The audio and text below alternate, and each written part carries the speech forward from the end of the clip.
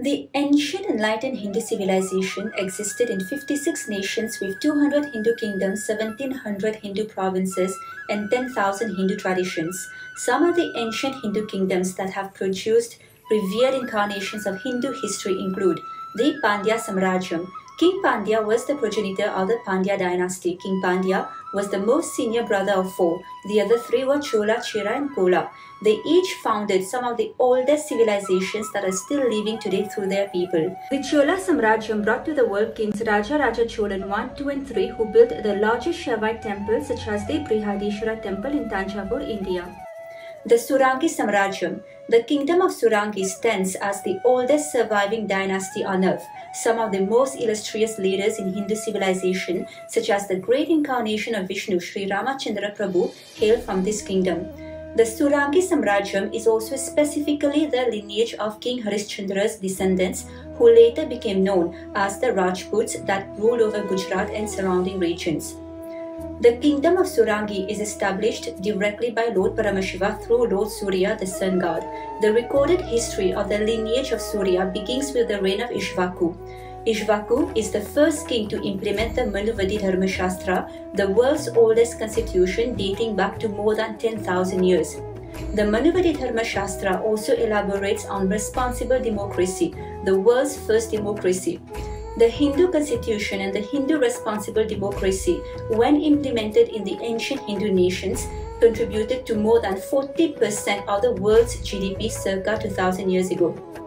The Supreme Pontiff of Hinduism, Bhagavan Nithyananda Paramashivam, through the line of succession, is the present 203rd Emperor of the Kingdom of Surangi, crowned on the 31st of December 2004 at the age of 26. Pallava Samrajyam. Pallava Samrajyam ruled over Puducherry and surrounding areas.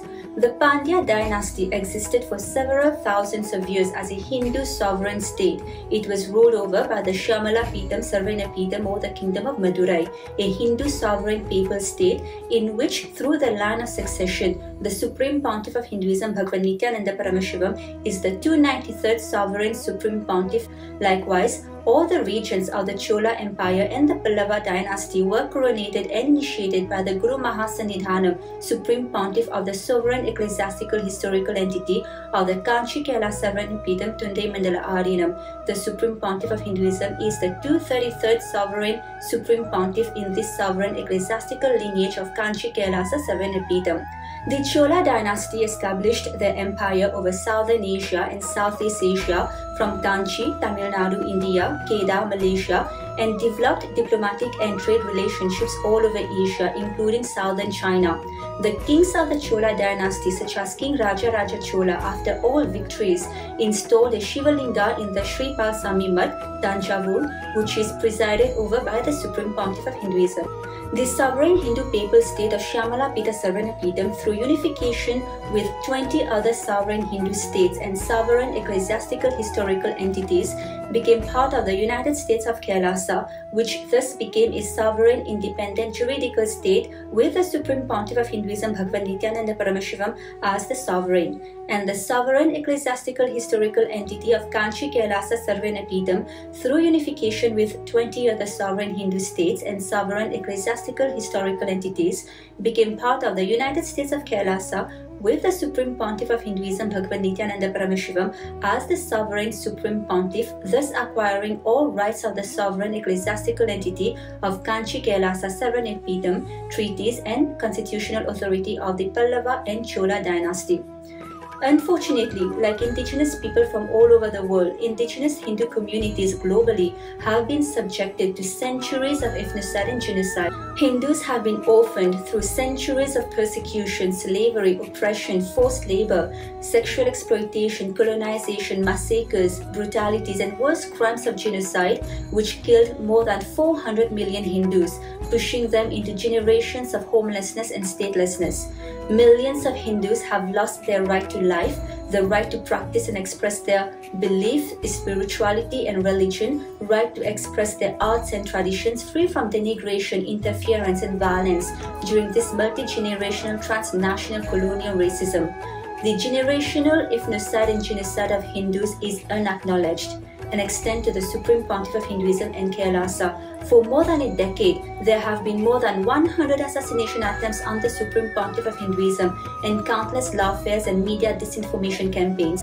The United Nations upholds KAILASA's privileges while recognizing KAILASA's inherited unbroken historical sovereign status as per the preamble of both the UN Convention on Diplomatic Relations and the UN Convention on Consular Relations, that declares that historical rules of customary international law continue to govern, and confirms that all nations from ancient times have recognized privileges and immunities of sovereign entities of differing constitutional and social systems, and requires that a state shall not discriminate as between states, including a historical form of statehood.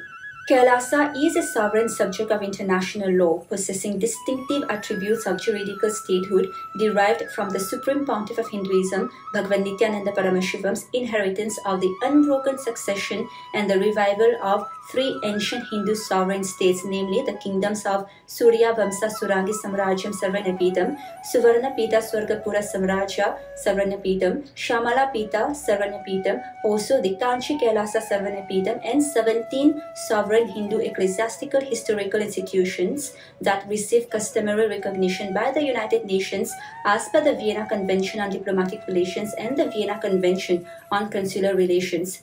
Additionally, in international law, the principle of continuity of states states that if there were upheavals and revolutions within a country, changes in governmental forms, the extent of a country's territory, and measures taken during a military occupation do not negate the existence of the country. International law recognizes a state's legal personality through the recognition of its identity. This perspective extends to periods of annexation or occupation where the legal personality of a state is considered to persist, enabling its subsequent re-establishment. Historical examples dating back to the 18th century and including cases like Portugal and Genoa, as well as instances of state re-establishments after the Vienna Congress of 1815. More recent examples such as Poland, Ethiopia, Czechoslovakia, Albania, and Austria during and after World War II serve as modern instances of state re-establishment, offering additional evidence in favor of recognizing and preserving a state's legal personality over time. Just as any other state under international law, KAILASA should be afforded its due diplomatic recognition, privileges, and immunities. KAILASA is the revival of the ancient enlightened Hindu civilizational nation with its own sovereign territory. It is the first and only sovereign state for all the 2 billion born and practicing Hindu diaspora worldwide, led by the Supreme Pontiff of Hinduism, Bhagavan Nithyananda Paramashivam. Unlike any other modern nation, the United States of KAILASA provides a base for the revival, preservation, and central administration of Hinduism, similar to the Vatican, which serves as a central administration hub for the Roman Catholic Church.